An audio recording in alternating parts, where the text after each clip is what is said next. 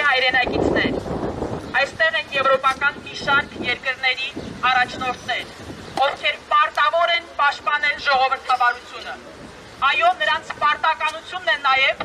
այս ռեժիմին, այս իշխանություններին,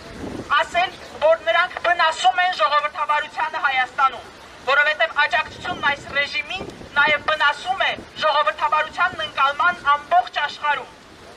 որովհետև ժողովրդավարությունը խոսքի ազատության մասին է, իսկ նրանք ամեն օր սահմանափակում են մեր խոսքը։ Ունենք տասնյակ քաղբանտարկյալներ, այդ թվում arքեպիսկոպոսներ և լրագրողներ։ Ժողովրդավարությունը մարդու իրավունքների և ազատությունների մասին է,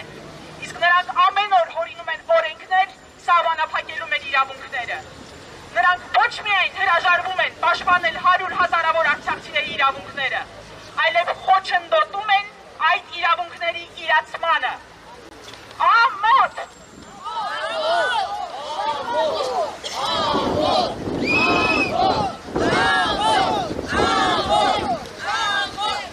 Նրանք հրաժարվում են պաշտպանել հայկական պատմամշակութային ժառանգությունը Արցախում և ամբողջ աշխարհում։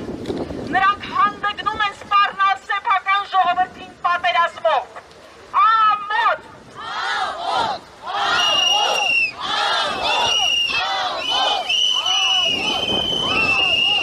Եվ վերջապես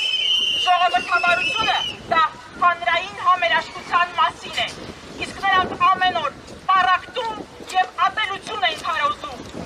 Նիկոլ Փաշինյանը, իր ամբողջ թիմը, ամբողջ պրոիշխանական մամուլը, օրական ռեժիմով ատելություն է քարոզում 100 հազարավոր արցախցիների նկատմամբ, ովքեր արդեն խոցելի են իրենց կարգավիճակով։